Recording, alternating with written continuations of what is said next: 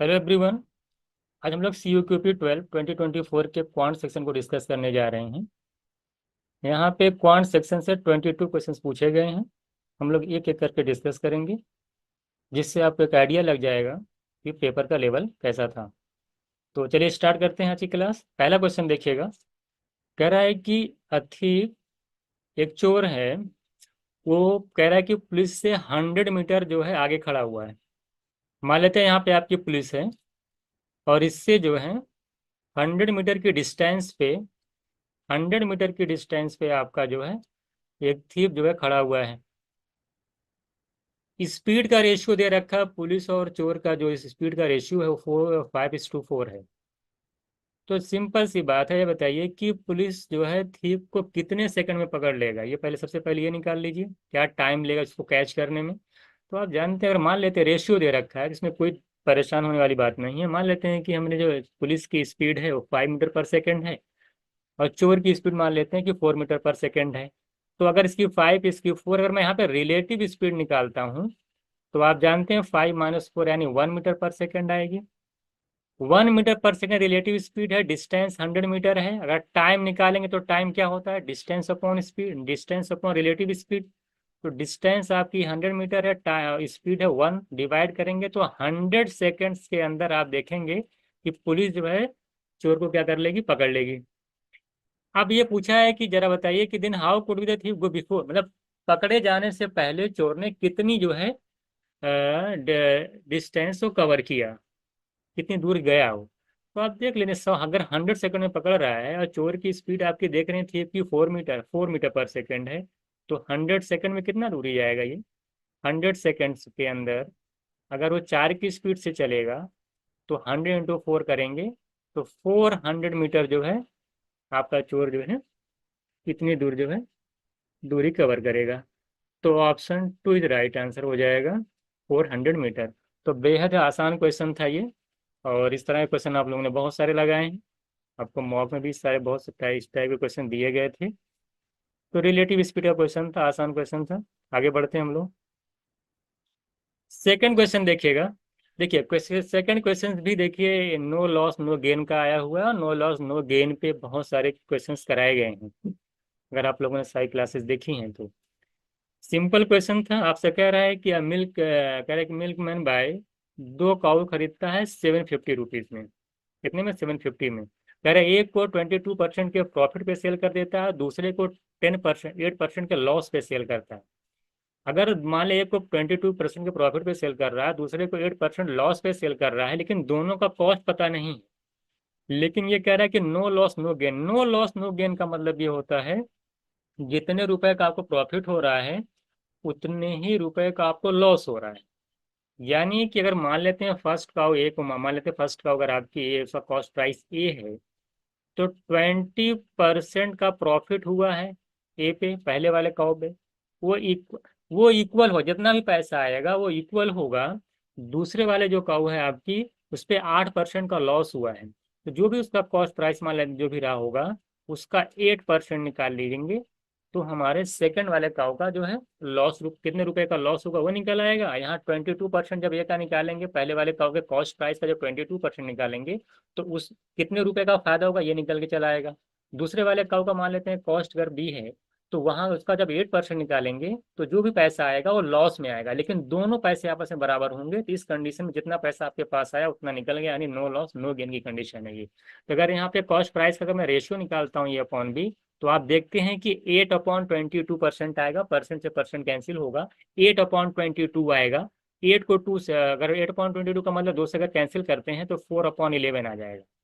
ये देखिए cost price आया, ये का पहले का वो कॉस्ट प्राइस है, दूसरे वाले का कॉस्ट प्राइस है, और दोनों मिला करके आपने 750 में खरीदा है। अगर दोनों को मैं ऐड करता हूँ तो 15 यूनिट आ रहा है। दोनों कॉस्ट प्राइस कितना, 15 यूनिट, और 15 यूनिट की वैल्यू दे रखा है 750।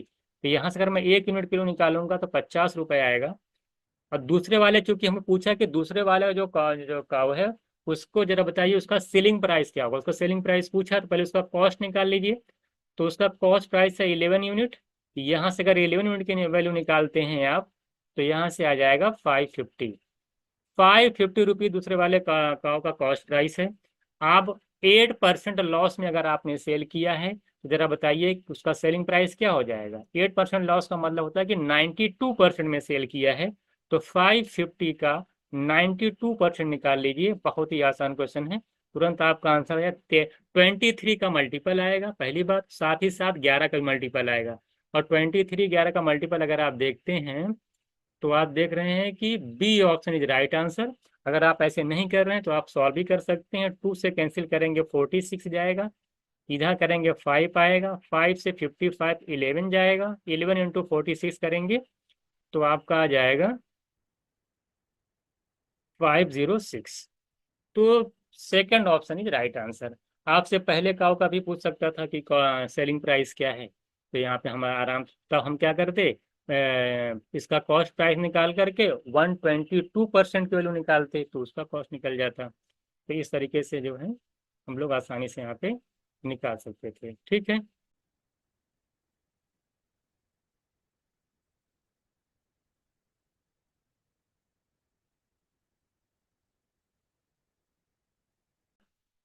सेकेंड थर्ड क्वेश्चन देखिएगा।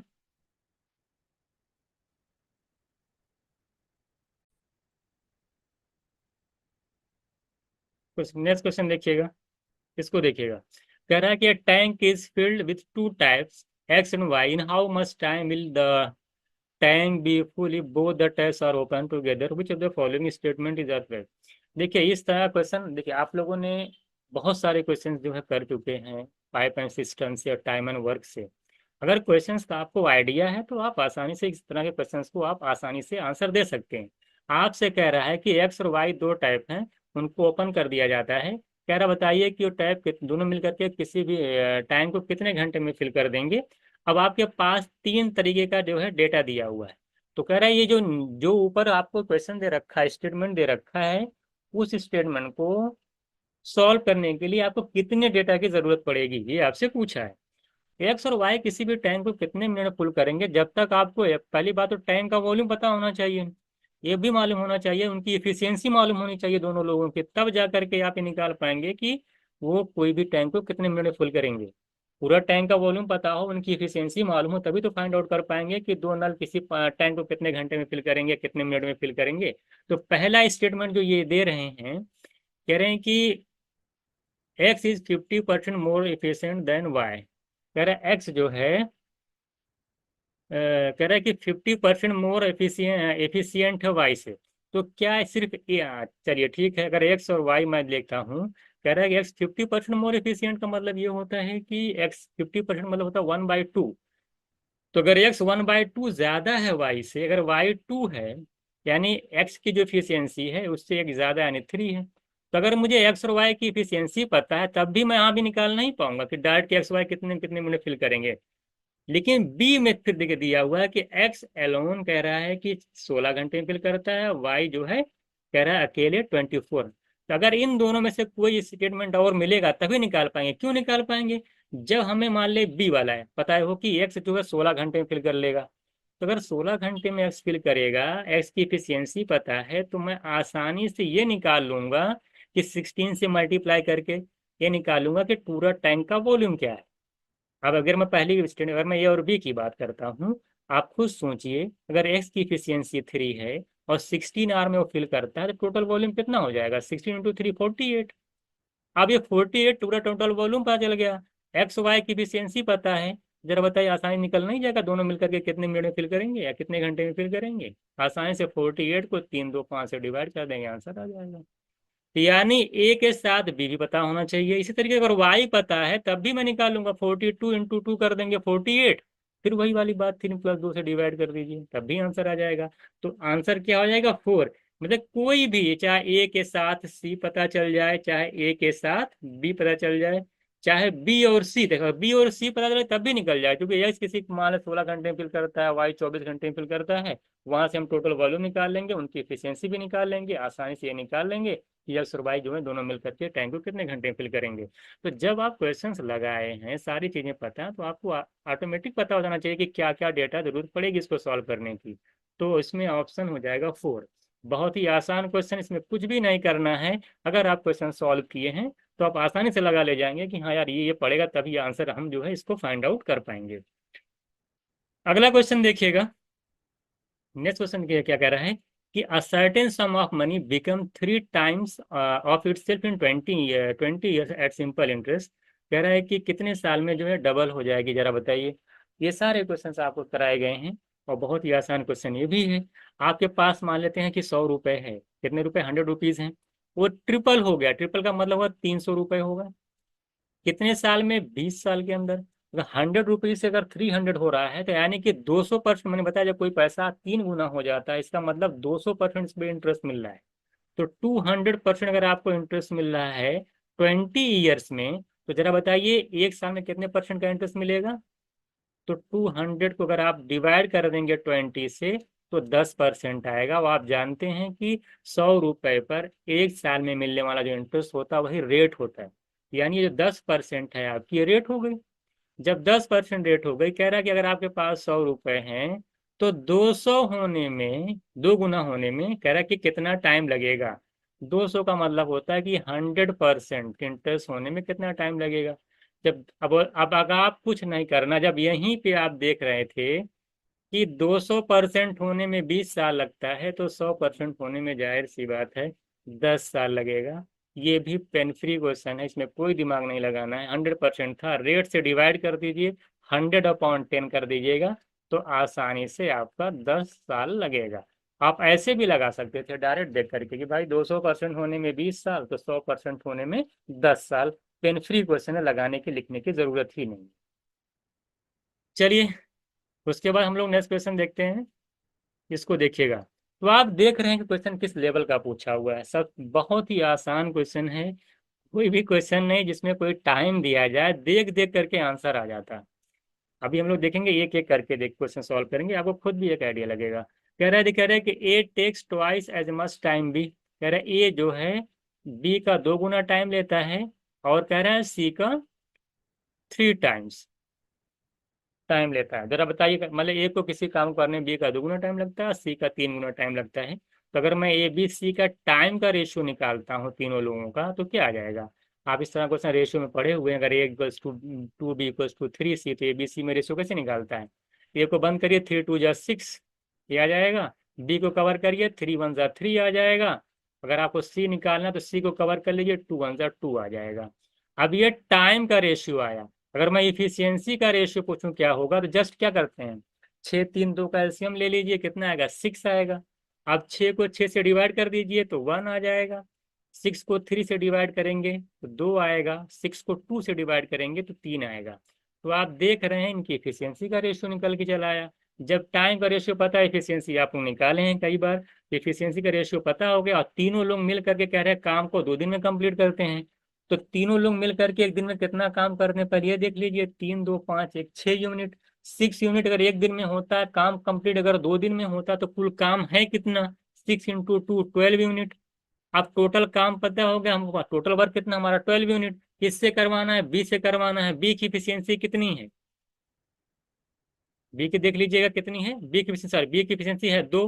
तो 2 से डिवाइड कर लीजिए, 12/2 करेंगे, 6 डेज मेरा आंसर आ जाएगा। अब इसमें क्या करना है, सब एक एक लाइन के क्वेश्चन है। टाइम का रेशियो, इफिशियंसी का रेशियो, टोटल वर्क निकल गया, बी की इफिशियंसी से डिवाइड कर दीजिए तो हमारा बी का टाइम निकल गया, कितने दिन में कंप्लीट करेगा। अगला क्वेश्चन देखिएगा।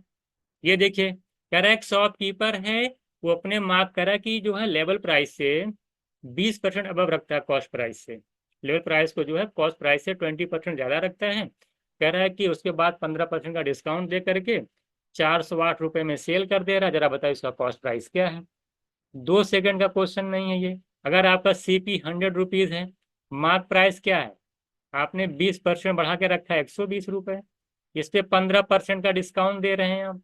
15% डिस्काउंट का मतलब कितने रुपए दे रहे हैं, 3/20 यानी 18 रुपये कम कर दीजिए इसमें से। 120 का 15% का मतलब 18 रुपये कम कर दीजिए, कितना आ जाएगा, 102 यूनिट आ जाएगा। और ये सेलिंग प्राइस आएगा, और सेलिंग प्राइस आपको दे रखा है 408, यानी 102 की वैल्यू 408 है। सीधे सीधे आपको 4 गुना दिखाई दे रहा है। तो कॉस्ट प्राइस आपका 100 है, तो 100 का 4 गुना करेंगे यानी 4 टाइम्स करेंगे, तो 400 मेरा आंसर आ जाएगा, बी ऑप्शन। ये सारे क्वेश्चंस आपके एग्जाम में आए हुए हैं, सारे सारे वन लाइनर क्वेश्चंस हैं, इसमें कोई लग ही नहीं रहा है कि कोई पेपर है ये। इसको देखिएगा। फिर देखिए, जब आप क्वेश्चंस को लगा के गए हैं एग्जाम के अंदर, ये टाइम टाइम एंड वर्क के सारे टाइप्स मैंने करा दिए थे, सारे 15 मॉक के अंदर आप लगाए, बहुत सारी चीजें आपने की। तो अगर आपको मालूम है, अब आपको क्वेश्चन देखिए, इसमें स्टेटमेंट में क्या होता है कि जब आपको डेटा सफिशियंसी का क्वेश्चन देता है तो आपको पूछता है कि भाई अगर ये क्वेश्चन आपको निकालना है तो क्या क्या डेटा की जरूरत पड़ेगी। तो जब आप क्वेश्चंस को पढ़ करके सॉल्व किए तो आपको ऑटोमेटिक दिमाग में आना चाहिए यार ये रहेगा तभी क्वेश्चन सॉल्व कर पाएंगे। जैसे ये क्वेश्चन में पूछ रहा है कि हाउ मेनी डेज 16 मेन और 8 वुमेन किसी काम को कितने दिन में करेंगे, ये आपसे पूछा। आपने इस टाइप के बहुत सारे क्वेश्चन लगाए हुए होंगे। कैसे लगता है क्वेश्चन, कैसे देता था, जब तक भाई इन दोनों को क्या करना पड़ेगा, एक किसी एक में कन्वर्ट करना पड़ेगा, चाहे सभी को मैन को टोटल मैन वुमेन दिया, चाहे वुमेन को मैन में कन्वर्ट करिए, चाहे मैन को वुमेन में कन्वर्ट करिए। ये तभी जब तभी आप ये निकाल पाएंगे, और टोटल वर्क मालूम होना चाहिए, तब जाकर ये निकल पाएगा कि भाई ये दोनों मिलकर के काम को कितने दिन में करेंगे। आपको सारी चीजें क्वेश्चन किस टाइप के क्वेश्चन आप लगाए हैं। अब अगर हम डेटा पे आते हैं, डाटा हम क्या देख रहे हैं, कह रहे 8 man complete the work in 8 days. तो सिर्फ ए से तो काम नहीं चलेगा, और 16 women can complete the same, कह रहे हाँ 10 डेज। देखिए अगर हमें ए और बी पता चल जाए, क्या पता चला है, ए के साथ अगर बी मालूम चल जाए तो हम आसानी से लगा सकते हैं। पूछो कैसे, 8 आदमी किसी काम को 10 दिन में करते हैं, हम लोग क्या लिखते हैं, 8 man into 10 days equal to 16 women into 10 days. यहाँ से मैं तुरंत रिलेशन निकाल लेता कि एक मैन जो है 2 वुमेन के इक्वल है, यहाँ पुट कर देता, यहाँ मैन का वुमेन का मान एक आदमी के जहाँ 2 वुमेन लिख देता, तो यहाँ 32 कितना 132 और जरा 8 40 हो जाता, आसानी से मैं सॉल्व कर लेता।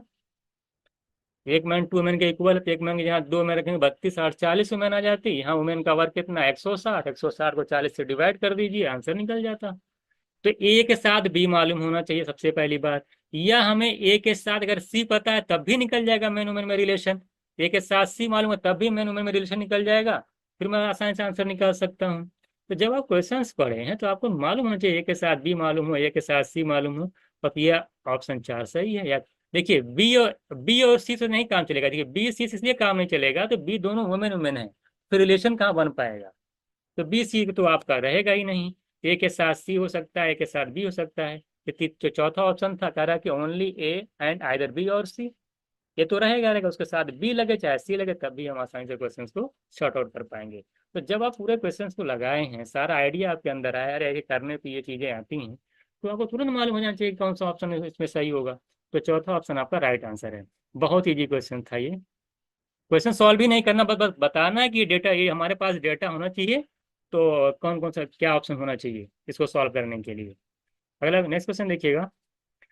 ये देखिए आपका पार्टनरशिप का क्वेश्चन है। कह रहा है कि उनका जो शेयर है,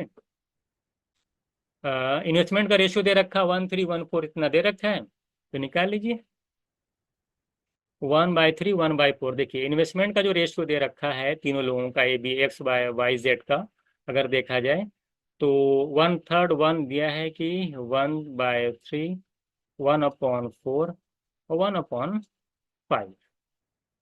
तो अगर मैं आप 4 3 5 का अगर एलसीएम लेते हैं कितना आ जाएगा, 4 3 5 का एलसीएम लेंगे 60 आएगा। 3 से डिवाइड करिए तो 20 हो जाएगा। 60 को 3 से डिवाइड करें, 60 को 4 से डिवाइड करेंगे 15 होगा, और 60 को 5 से डिवाइड करेंगे 12 आ जाएगा। तो 20 15 और 12, ये आपका इन्वेस्टमेंट का रेशियो आ जाएगा। अगली लाइन कह रहा है कि एक्स ने क्या किया है कि अपनी हाफ कैपिटल वो 15 महीने में क्या कर उसे निकाल ली।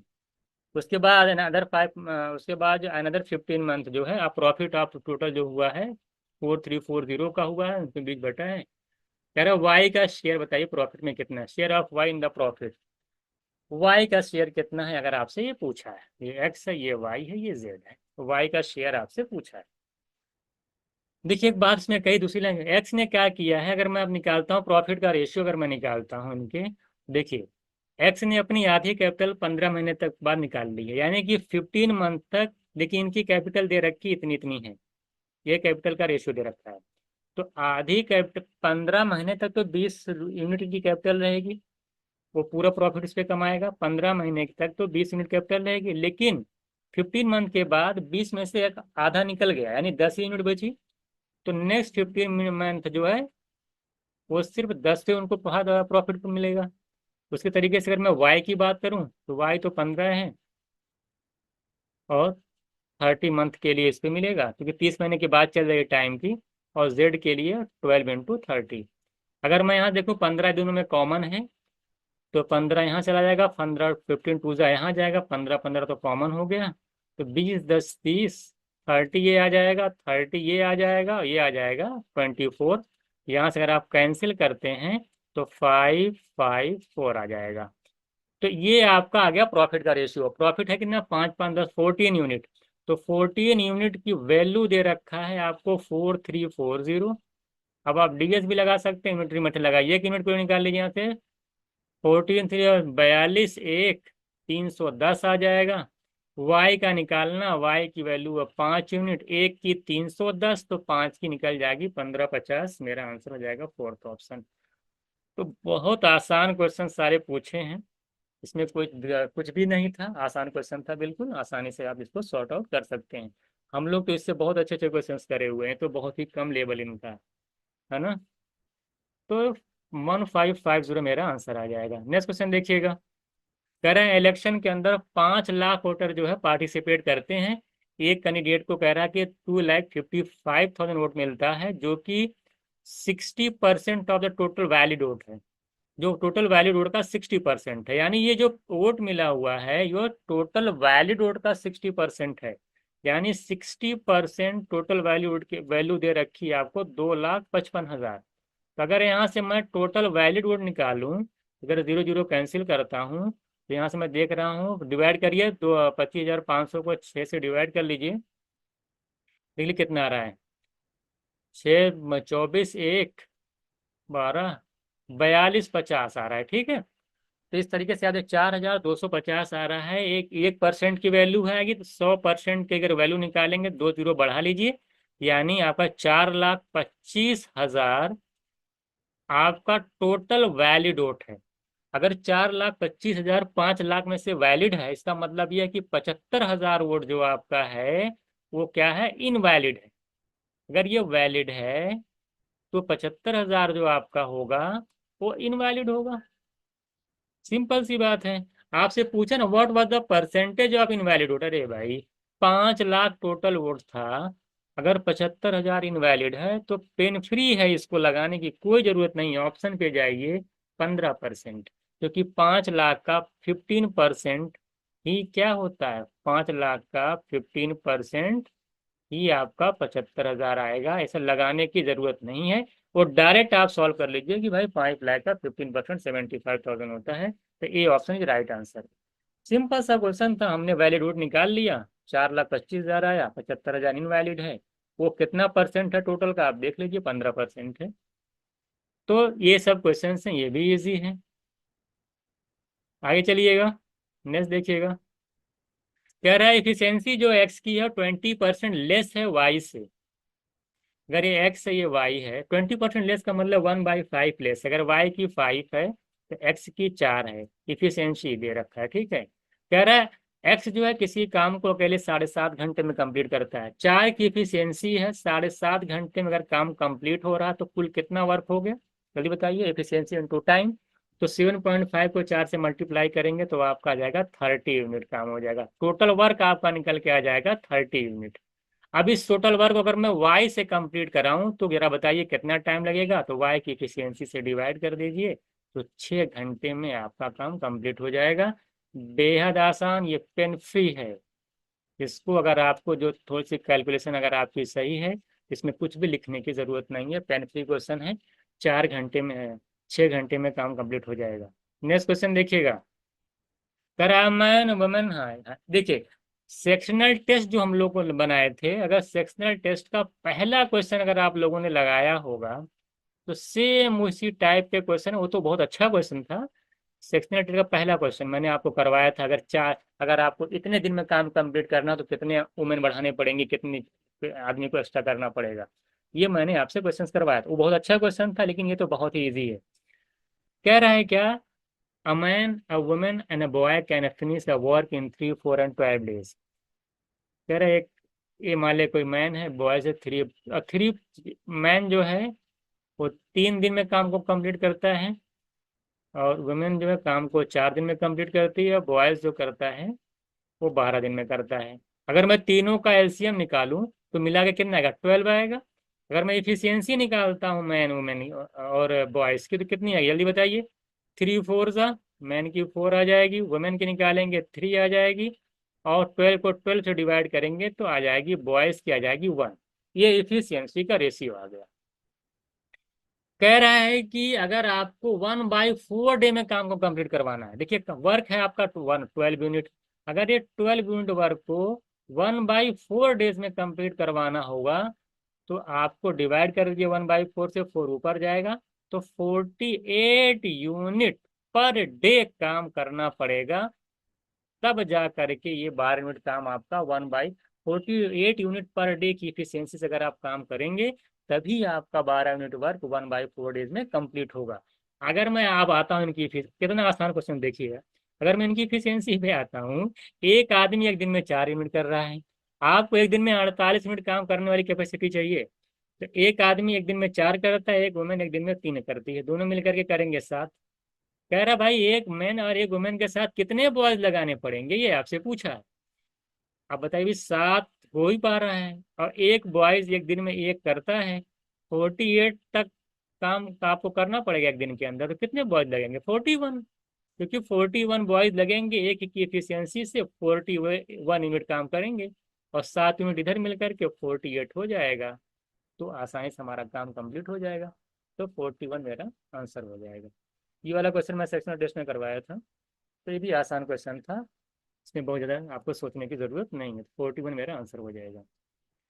नेक्स्ट क्वेश्चन देखिएगा, देखिएगा इसमें इसमें आगे हिंदी में कोई दिक्कत नहीं है। कह रहा है कि दो ट्रेनें हैं 75 किलोमीटर या 100 किलोमीटर पर घंटे की स्पीड से अपोजिट डायरेक्शन में चल रही हैं, और उनके बीच की डिस्टेंस दे रखा कि 100 किलोमीटर है, और टी आवर्स बाद उनके बीच की डिस्टेंस फिर से 100 किलोमीटर हो जाती है, जरा बताइए टी का टाइम, टी का वैल्यू क्या है। देखिए बहुत ही आसान क्वेश्चन, मान लीजिए टी है, मान लेते हैं इनके बीच की डिस्टेंस है, दो ट्रेनें हैं, एक आपकी देखिए 100 की स्पीड से चल रही है, 75 है, चलिए कोई बात नहीं, 75 की स्पीड से चल रही है, ठीक है, एक 75 की स्पीड से चल रही है, और एक जो है एक की जो स्पीड है, एक 75 की स्पीड से चल रही है, और एक जो है अपोजिट डायरेक्शन में 100 की स्पीड से चल रही है। कोई दिक्कत नहीं है। डिस्टेंस अगर आपकी 100 किलोमीटर है, डिस्टेंस कितनी है 100 किलोमीटर है, तो टाइम कितना लगेगा एक दूसरे को मिलने में। मीटिंग टाइम क्या हो जाएगा, टाइम अगर देखा जाए, टाइम होता है डिस्टेंस अपॉन रिलेटिव स्पीड, तो डिस्टेंस आपकी 100 है, रिलेटिव स्पीड कितनी 175, यहाँ से निकाल लेंगे तो 4/7 आ जाएगा, कितना आएगा 4/7 आवर्स। 4/7 आवर्स में एक दूसरे से मिलेंगे, मिलने के बाद फिर दूसरे से क्या करेंगे, फिर अपोजिट डायरेक्शन में चलेंगे। कह रहा फिर से एक 100 किलोमीटर डिस्टेंस होने में 3 घंटे बाद फिर से जो उनकी डिस्टेंस जो 100 किलोमीटर हो जाती है। जब फिर 100 किलोमीटर डिस्टेंस हो गई तो वहां पे जो टाइम उतना ही लगा, क्योंकि स्पीड तो बदली नहीं है, अपोजिट डायरेक्शन अभी भी है। मिलने के बाद भी जब 100 किलोमीटर होगा तब भी 4/7 घंटा लगेगा, यानी कि मिलने के बाद तब भी आपका जो टाइम लगेगा 4/7 आवर्स ही लगेगा। तो 4/7 आवर्स ही है, 4/7 आवर्स है, दोनों को ऐड कर लेंगे तो 8/7 आ जाएगा टोटल टाइम, और 8/7 का मतलब होता है 1/7 आवर्स टोटल टाइम आपको लगेगा।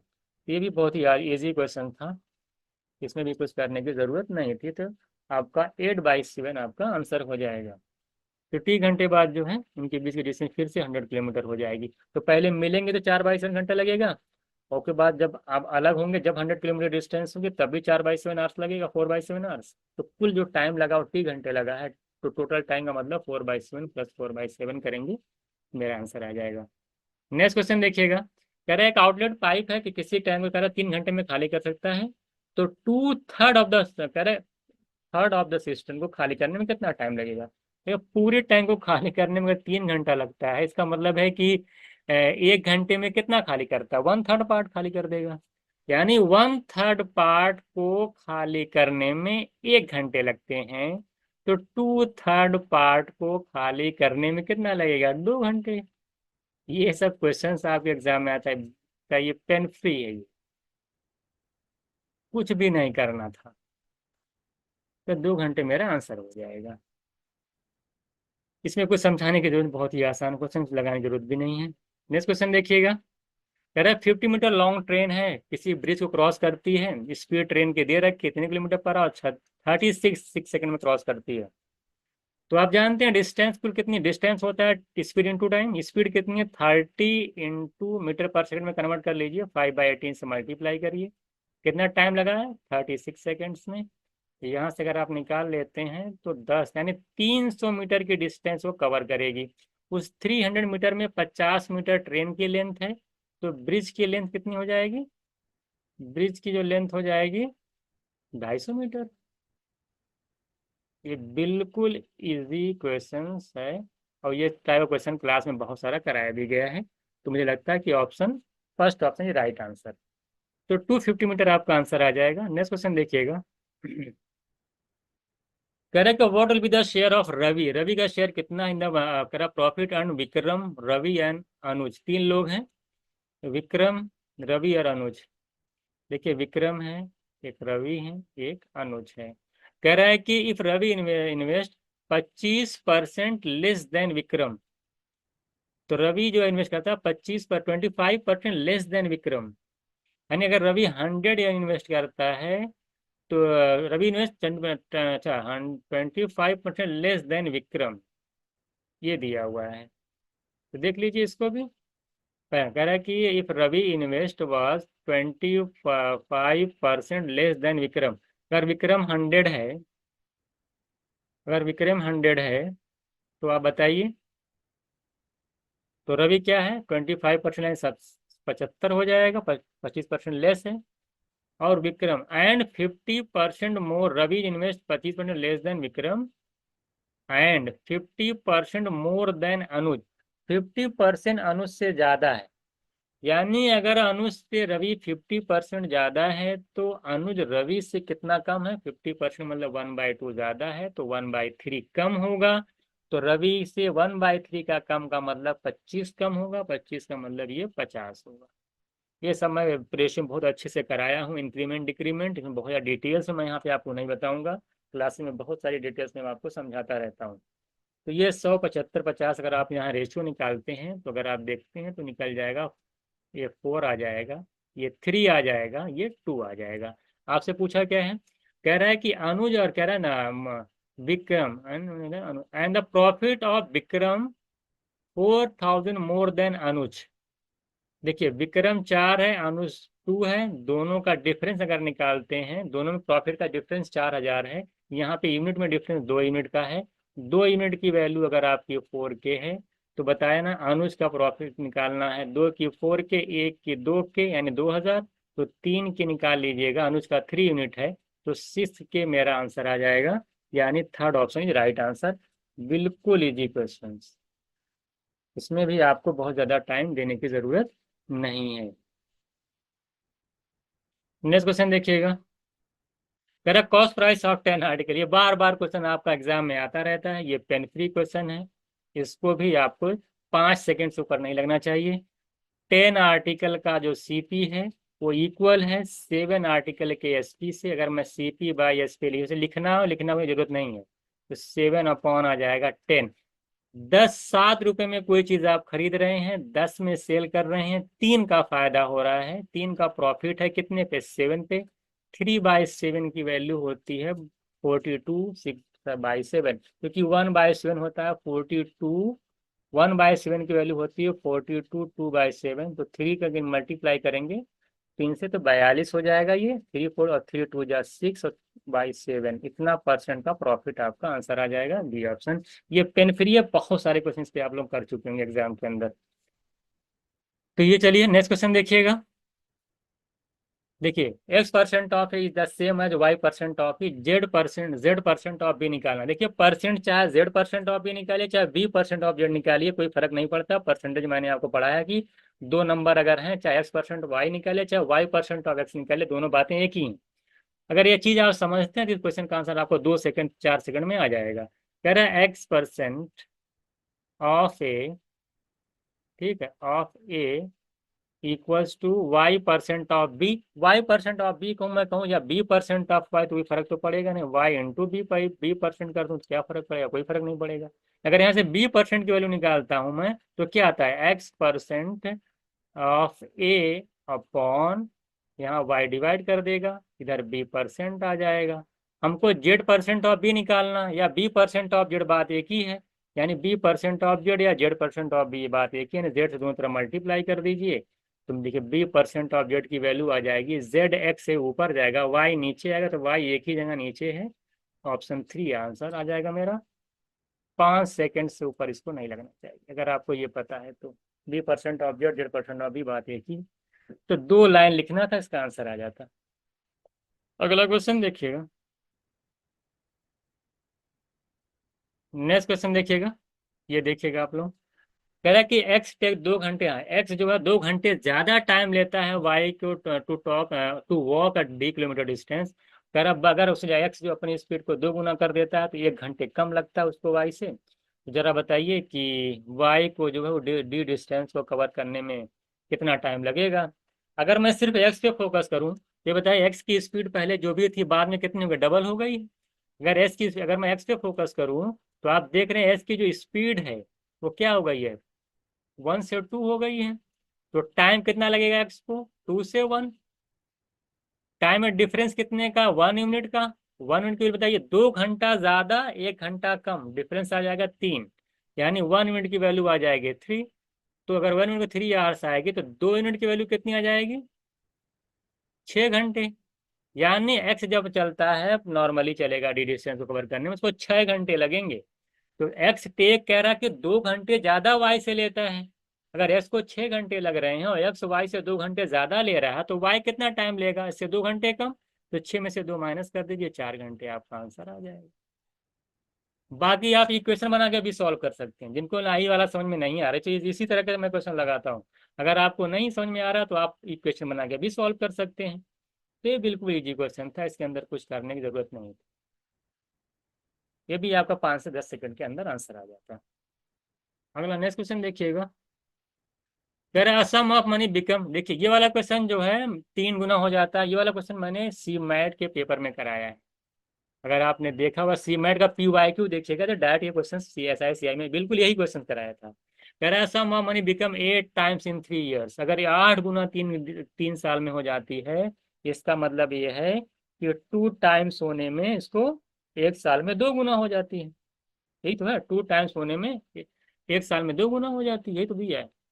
तो अगर 8 टाइम्स होने में 3 ईयर्स लग रहा है, इसका मतलब ये है कि 1 ईयर में ये हो जा रही है 2 गुना। आप खुद सोचिए, अगर 1 साल में 2 गुना हो रही है, तो 2.2 की पावर 3 यानी 8 टाइम्स होने में कितना लगेगा, 3 साल लगेगा। उल्टा बता दो, अगर 8 टाइम्स होने में 3 साल लग रहा है, तो 1 साल में 2 गुना होगी।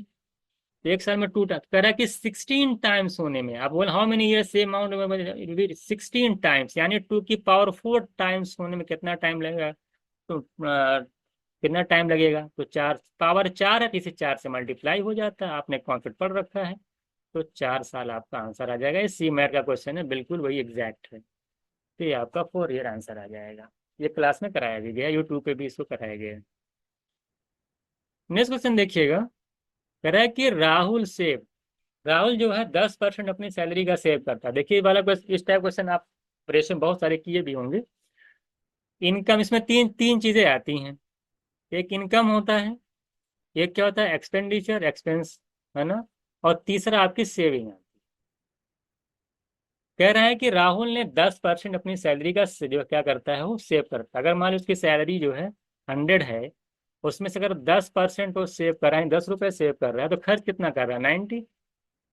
अगर कह रहा है कि खर्च को जो 20% बढ़ा दिया गया, अगर 20% आप इंक्रीज कर देते हैं, 20% मतलब 1/5, 90 का 1/5 का मतलब 18 बढ़ा देते हैं, यानी 108 कर देते हैं। कितना कर दिया आपने खर्च को अपने, 20% का मतलब होता है 18 इंक्रीज कर गया, 108 कर दिया। तो क्वेश्चन में कह रहा है कि but his percentage of saving remain same. Percentage of saving, पहले कितना परसेंट सेव करता था, 10%। एक्सपेंस बढ़ाने के बाद भी वो 10% ही सेव कर रहा है, इसका मतलब वो 90% खर्च कर रहा है। यानी ये जो वैल्यू है वो 90% की वैल्यू है। 90% जो भी उसकी सैलरी होगी उसका 90% अगर 108 है, तो मैं अगर उसकी सैलरी निकालूं 100% वैल्यू कितनी आ जाएगी? सीधे आपको दिखे, यहाँ से दिख नहीं रहा, 12 गुना दिख रहा है कि नहीं? लिख लीजिए, 12 में होता ना, तो 1.2 इंटू 100 करेंगे तो यहाँ से निकाल लेंगे 120 आ जाएगा। यानी उसकी सैलरी कितनी थी? 120 है, तो पहले 100 थी, अब 120 हो गई, यानी 20% बढ़ जाएगी। ये भी आपका इजी क्वेश्चन। बस एक लाइन इसके अंदर दिया था कि खर्च सेविंग अब भी 10% है, इसका मतलब 90% खर्च कर रहा है अपनी सैलरी का। तो 90% की सैलरी की वैल्यू अगर 108 है, तो 1% के लिए निकालेंगे 1.2 आएगा। तो 100% के लिए निकालेंगे तो 120 आ जाएगा। यानी उसकी सैलरी 120 थी, पहले 100 थी, 20% जो है बढ़ जाएगी। तो छोटे छोटे क्वेश्चन हैं, मुझे नहीं लगता है कि इसमें किसी में कोई प्रॉब्लम आएगी। ये वाला क्वेश्चन देखिएगा, कह रहा है कि विच स्टेटमेंट एनफ टू जो है enough to the give the answer of the questions. अब ये क्वेश्चन आपके सामने मान ले आता है, एवरेज का क्वेश्चन, एवरेज वाला बहुत सारे क्वेश्चन सामने लगा रखे हैं। कह रहा है average of age of teacher and student in class, कह रहा है 3 साल ज्यादा है स्टूडेंट की एवरेज एज से। कह रहा what is the age of class teacher. अब इसके लिए मान ले क्लास, मान लिया क्वेश्चन आपको स्टेटमेंट दे रखा है। अब इसमें अगर स्टेटमेंट का क्वेश्चन दे रखा है, अगर इसको आप सॉल्व करना चाहते हैं, तो आपको दो डेटा दे रखा है, क्या दोनों की जरूरत पड़ेगी, क्या किसी एक की जरूरत पड़ेगी, ये आपसे पूछा है। ये बताइए, अगर हमको कह रहा है कि there are 11 student in class, सबसे पहली बात, जब तक आपको नंबर ऑफ स्टूडेंट्स नहीं पता होंगे तब तक आप कुछ भी नहीं कर पाएंगे। अभी मैं बताऊंगा क्यों नहीं कर पाएंगे। और तभी आप जो टीचर की एज निकाल पाएंगे। एक टीचर है, 11 स्टूडेंट्स हैं। कह रहे हैं कि the average age of teacher and student is 14 years. इसका क्या मतलब हुआ? एक टीचर है, एक टीचर है और स्टूडेंट्स हैं, मिला करके 12 लोग होंगे, 11 स्टूडेंट एक टीचर, और एवरेज एज दिया 14। यहाँ से मैं टीचर और स्टूडेंट की टोटल एज आसानी से निकालूंगा, नहीं तो बताइए कितना आ जाएगा? 168। अब अगर हमें, अब अच्छा एक चीज बताइए, अगर एवरेज एज ऑफ टीचर और स्टूडेंट की 14 साल है, तो स्टेटमेंट के अंदर एक बात कही है, कहा है कि average age of teacher and student जो है 3 साल ज्यादा है स्टूडेंट्स से। इसका मतलब जो स्टूडेंट्स की जो एवरेज एज है वो 14 से क्या होगी?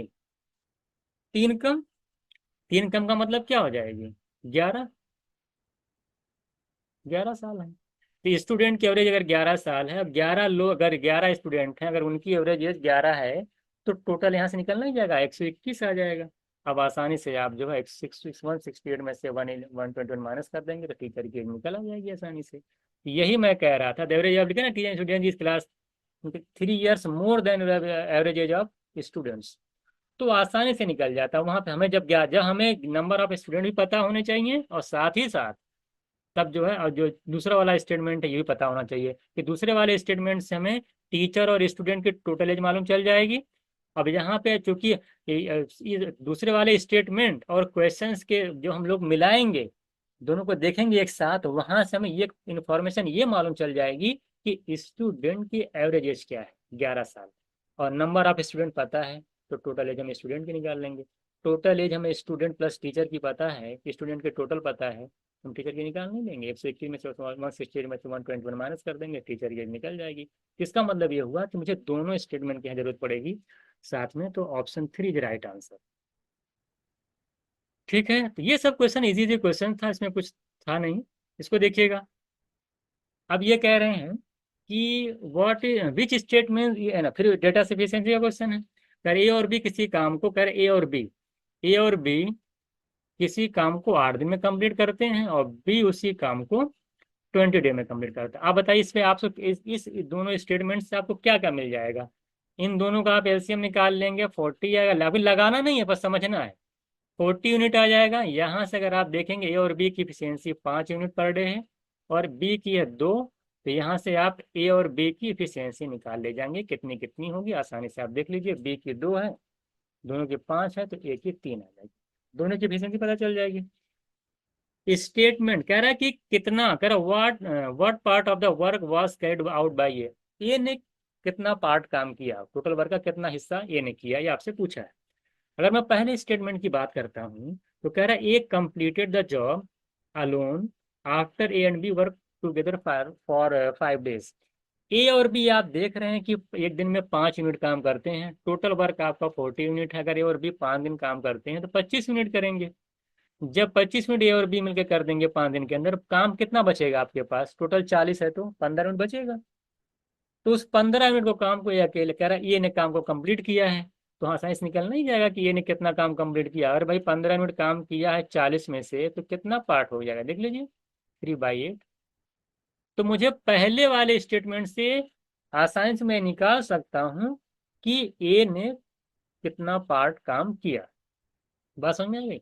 दूसरे वाले स्टेटमेंट अगर बात करता हूँ, ठीक है, दूसरे वाले में कह रहे हैं कि बी और सी 6 दिन तक काम किए, लेकिन हमें ये नहीं पता है, सी के बारे में कोई इन्फॉर्मेशन ही नहीं पता है कि सी की एफिशिएंसी कितनी है। तो हम यहाँ से आसानी से नहीं निकाल पाएंगे। यहाँ से आप ये नहीं निकाल पाएंगे कि काम कितना हुआ, क्योंकि सी की एफिशिएंसी मालूम हमको नहीं है। तो सेकंड स्टेटमेंट अकेले सफिशियंट नहीं है। ये पहला जो स्टेटमेंट है वो आपका अकेले सफिशियंट है। तो ये आपका ऑप्शन कौन आ जाएगा? First option is right answer. The data estimate alone sufficient to answer the question, while the data जो इस स्टेटमेंट टू अलोन और not sufficient to answer the question. तो इस तरीके से आपने देखा, हम लोगों ने 22 क्वेश्चन किए थे, कोई भी एक ऐसा क्वेश्चन नहीं था जिसको आप सॉल्व नहीं कर सकते। अगर आपने सही से पढ़ा है, सारे कॉन्सेप्ट को देखा है, आसान थोड़ा अगर क्वेश्चन, अगर आप सिर्फ क्वेश्चंस को पढ़े हैं ना सही तरीके से, अच्छा यार ये चीजें दे रहे, तभी हम कोई चीज का आंसर कब कर पाते हैं? जब हम क्वेश्चन को पूरा अच्छे से पढ़ते हैं, हमें ये जरूरत पड़ेगी इस क्वेश्चन को सॉल्व करने के लिए। तो इस तरीके से आपने देखा इस स्टेटमेंट के जितने भी क्वेश्चन थे सारे इजी थे। और ये देखिए बहुत ही आसान क्वेश्चन था, थोड़ा थोड़ा कहीं कहीं लैंग्वेज लगा दिया है। ये तो सीमेट का कॉपी क्वेश्चन था। ये वाला क्वेश्चन देख रहे हैं इजी ही था। Z% ऑफ भी कुछ नहीं करना है इसके अंदर। ये देखिए SP CP तो हमेशा आप लगाते चले आए हैं। और ये वाला क्वेश्चन कौन सा था? अ, अब ये देखिए आसान क्वेश्चन ये भी था। उसके बाद देख लीजिए सारे PhD का बहुत ही आसान क्वेश्चन। तो इस तरीके से आपने देखा कि एक भी ऐसा क्वेश्चन नहीं था जिसे छोड़ कर आ जाए। ये वाला क्वेश्चन अगर आप सेक्शनल टेस्ट लगाए थे, तो जो पहला क्वेश्चन लगाया होगा तो वो आसानी से इस क्वेश्चन को सॉल्व कर ले जाता। तो एक दो क्वेश्चन को छोड़ दिया जाए, अगर 22 में 20 क्वेश्चन तो सबको करके आना चाहिए था। कोई भी क्वेश्चन में ना तो कैलकुलेशन है, ना तो बहुत ज़्यादा उसमें कुछ भी जो आप देख रहे हैं कि आपसे कोई मेहनत करवा रहा है। डायरेक्ट डायरेक्ट क्वेश्चन आ रहे हैं, थोड़ा सा लॉजिक करके उससे पूछ लिया कि भाई क्या क्या डाटा सफिशिएंसी का क्वेश्चन पूछा, इसमें क्या क्या जरूरत पड़ेगी। और देख रहे हैं प्रॉफिट एंड लॉस का कोई क्वेश्चन में दम ही नहीं था। उसके बाद ये देख रहे हैं कि इस तरह से आप देख, जो भी क्वेश्चन बताइए, एक भी क्वेश्चन ऐसा है जिसमें आपको टाइम लगना चाहिए, कुछ भी लगने लायक है ही नहीं है। ये तो आसानी क्वेश्चन था, SICI का था। और ये भी देखिए मैंने आपको सच्चे समझाया कि क्या क्या यहाँ पे जरूरत पड़ेगी। तो इस तरीके से हम लोगों ने यहाँ पे 22 क्वेश्चन किए हैं। और 22 क्वेश्चन में 22 क्वेश्चन जो भी पढ़ रखा है सही तरीके से या सही से मॉक वॉक लगाया होगा, सही से प्रैक्टिस किया है, उसको इस 22 क्वेश्चन में किसी भी क्वेश्चन में कोई प्रॉब्लम नहीं आई होगी। आई होप आपको बहुत सारी चीज़ें समझ में आ गई होंगी।